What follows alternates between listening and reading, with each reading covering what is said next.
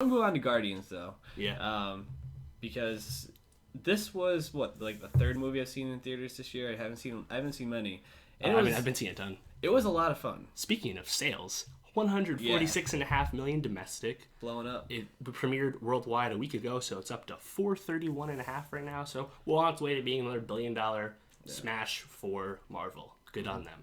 Yeah, and did you see all the posters that were ripping off, but I guess like paying homage to like movies from the 80s. So there was the I didn't have to A New Hope trailer or maybe it was a Return. I can't remember which one it was, but it had like Star-Lord in the middle, like shooting a beam up into the sky. That's New Hope. And, like, yeah, it's in my living room. New Hope one. Yeah, that's right. And then they also did a Goonies one where it was like Star-Lord was holding on and like someone was holding on to him. It was cool. Pretty cool. They've hit all the right notes in terms of marketing, in terms of like music choices, like everything around this like. Yeah, I forget what song it was, but there was a song in one of the trailers that's not in the movie. But James Gunn actually tweeted that he had told them to use that song because he didn't like the one they had picked, even though it was never going to be in the movie. Interesting. So yeah, I think James Gunn's stamp is all over these first two movies, and I really like that he gets to have his own identity as a filmmaker in the Marvel machine, you know? Well, and they're even starting to kind of take that over into Thor, it seems like. Exactly. They're really taking that, like, the same tone. The Thor Ragnarok title is very 80s, like graphics. Mm-hmm. So, and judging by the vibe from the trailer, I think they're going to have some Guardians vibes, and for good reason, given this movie. Yeah, and especially with, I think, Thor and, when you're doing a movie with Thor and the Hulk, you kind of need to make it a little bit more fun because those characters in and of themselves, I mean, they have like moments where they're really funny, but I don't think they can like all the Thor movies kind of fell flat for me. Exactly, yeah. They have to do Thor a little differently because the first ones were middling. Exactly. So I guess why don't we start just with general thoughts from this movie? I think it's probably one of the stronger Marvel sequels. Mm-hmm. And I liked it a lot. I think there's a lot of good character moments. Musical cues are as good as ever. Yeah. I thought the musical cues were spot on, was cool. Like a little George Harrison in there, which is really nice. The opening scene had, was it Mr. Blue Sky by ELO, which was great. Yeah. For the longest time, I thought that was a Beatles song. I know that's pretty common, like Beatles-esque. Yeah, I can see that. Basically, everybody in the 80s tried to copy the Beatles in some way, I feel like. So we're going to talk about spoilers. So if you didn't see Guardians yet, bookmark this and come back later because we'll still be here. Yeah, have fun. Absolutely. And listen, while you're waiting, go to soundcloud.com/nostalgiapod and listen to all of our other podcasts. And hit us a subscription on YouTube. Subscribe, please. Like, comment, share with a friend. Thanks. You're great. So there were a couple things I thought this movie could have done better. I didn't think it was paced very well.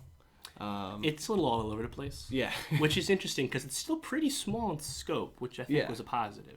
It definitely was a positive, but talking with Sean McKenna, who I went to the movie with, friend of the pod, he was like, we got like halfway through the movie and we hadn't done anything. And I was like, yeah, that's true. And then it all came together very quickly. Yeah. It kind of went from 0 to 100. Yeah, I think when you think about Guardians of the Galaxy Volume 2, you have to obviously go back to the first one and remember the first one.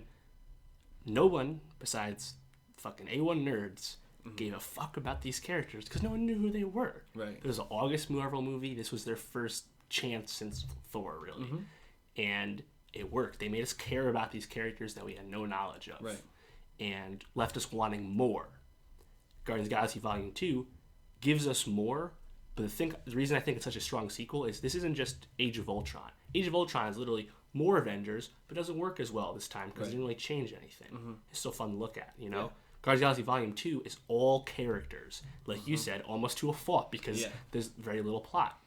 Yeah. It's enriching the characters we've already met more than anything. Yeah, I think some of those things fell flat, but some really hit. Like, I thought everything with Star-Lord, and especially like around like the dad stuff, I thought hit a lot of really good emotional tones. I know by the end, a lot of people in the theater were crying. Yeah, and this movie's doing really well with like adopted kids and anyone who didn't have like a traditional nuclear family. So I think that's awesome because the first one, Drax, really spoke to autistic kids and people on the spectrum, you know, definitely, who didn't understand metaphors and social cues like that. Which continued in this like. I think almost to like an annoying point where I just kind of wanted him to be like, all right, Drax, like chill out for just a little bit. So I think Drax, his character is growing because I think he's becoming more normal. But yeah, the humor of these movies, I think through 2 is we see that they're gonna badger you with a lot of jokes. Yep. Some of them will be awesome. Some of them will fall flat, or some of them will get too old. But that's just kind of the style they go. Yeah. And because they do so many jokes, I don't think it ever lingers too long. Right. But that's just kind of how they go. So yeah, we could use maybe one less of those kind of draft jokes. But about Mantis or something. Not a horrible. Right. I think that's just a style that they're committed to. Complaint. That's the way they go about it. Right. So it's okay with me. What do you think of the stuff between Nebula and Gamora? I like that. Again, I think so. They built up, continued Star-Lord's question as dad, obviously, to resolution with Kurt Russell. They continued to develop the relationship Star-Lord had with Yondu, which I wasn't actually sure how much Yondu we were going to get, given his role in the first movie. Right. And then, Nebula and Gamora, we knew they were sisters. We knew they were the daughters of Thanos, and that's really all we knew. And Gamora was probably the least developed of the Guardians in the first movie, I'd say. Definitely. I mean, Groot doesn't count, really. Groot is a tree. And also Nebula was someone people didn't really care about. She just kind of did some action-y stuff and was all mean. Yeah. Didn't she just show up and they basically just beat her up? Yeah, they had a fight at the end and a few other things. She had a Thanos scene. It was interesting to hear the backstory and kind of how their relationship developed, but I really felt like the emotionality, I guess, of the scenes really didn't hit for me. I'm not sure if that's... I don't think it hit for me either. Yeah. There was more emotional things. Yeah. I think it was just kind of more they had to develop more. I like how they kind of doubled down on the characters they already have. I also thought the stuff with Rocket was a little hard to get into, especially when it was like him and Yondu like connecting. I was like, that's not necessarily hitting for me, but I understood, that they were trying to like give these characters some depth because this is a huge moneymaker for them, as you can see, and what's going to drive that forward, like we talked about Game of Thrones, is going to be characters. It's not going to be the plot, because the plot's going to be the same every time, pretty much. Right. I mean, unless they are able to establish this as like some sort of like Star Wars-esque thing where eventually the Guardians will lose, which, I don't know, maybe that will happen in Infinity War. That doesn't happen. It'll definitely happen in the first Infinity War, I think. So, I think Thanos kicks hella ass in the first one. Yeah, it's going to be awesome. Next year. Yeah.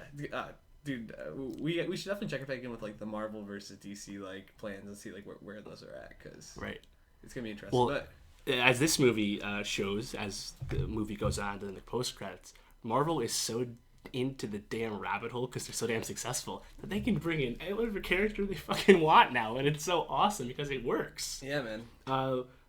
Sylvester Stallone plays Stakar, who played Starhawk. He was basically the original Star-Lord.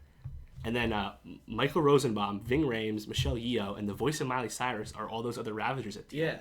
And that whole crew was the original Guardians. That was an awesome callback, because the team we know from the movies was actually a second iteration of the Guardians in the comics. Right. Very complicated, because again, no one really gave a fuck with the Guardians.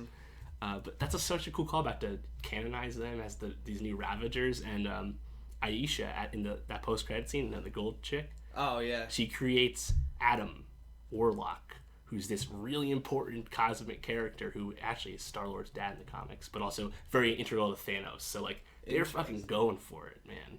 Well, and that was, like, the really interesting thing. I felt like that was such a weird, like, subplot or, like, under, like, running theme of, like,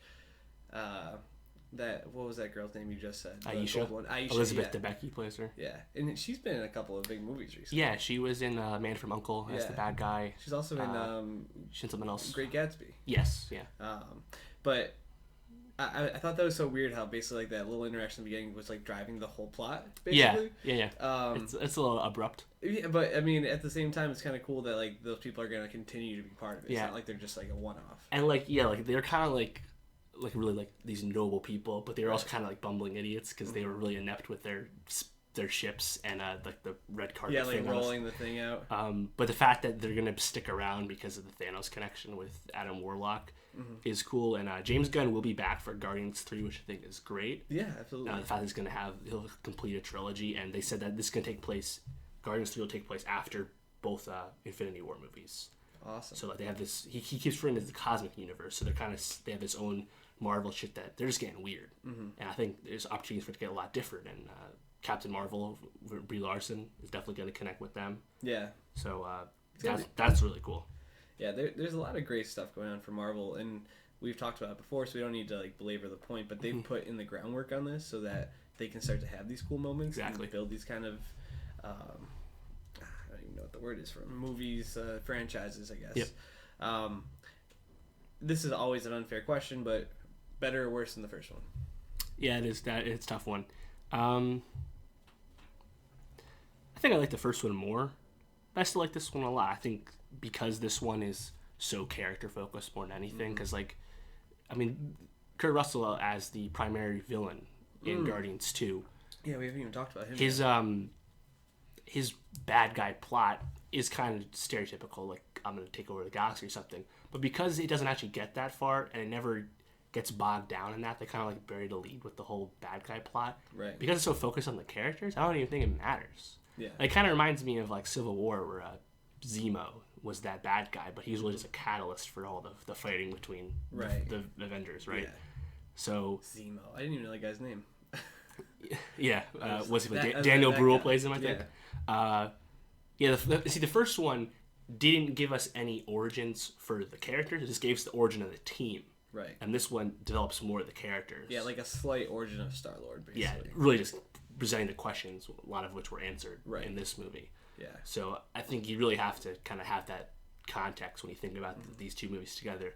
But I think from a pure enjoyment, the first one, especially the first time you see it, just because of the whole unknownness, is fun. But the sequel was not stale.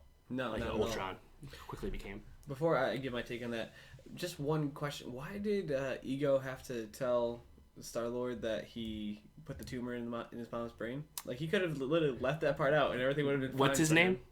Ego. Yeah. He doesn't care. Which also, like, another tip, like, if your dad's name is Ego, you probably shouldn't, like, trust him. Ego living planet. Yeah. Anyways, I think I like the first one more, but I did think this one was successful. I'd probably give it like a B+. Right. I liked Kurt Russell's Ego as a bad guy more than Lee Pace's Ronin. Yeah. Right? Absolutely. Because he's definitely a more important character. And I also think Kurt Russell is getting to the stage in his life where he could either be Santa Claus or like Father Christmas, like Christmas Present in Scrooge. Yeah. Like, he basically is that guy all the time anyway. Listen to he's in Fast and Furious now as Mr. Nobody, just shows up, beats Kurt Russell, and he has a great laugh, like such a great laugh. Yep. Very happy person. So I think Guardians is probably one of the best franchises in Marvel at this point, just because it takes on it's a fun movie going experience, but that can also hit some really important emotional. Yeah, the fact that it can speak to so many different groups of people shouldn't be understated. No.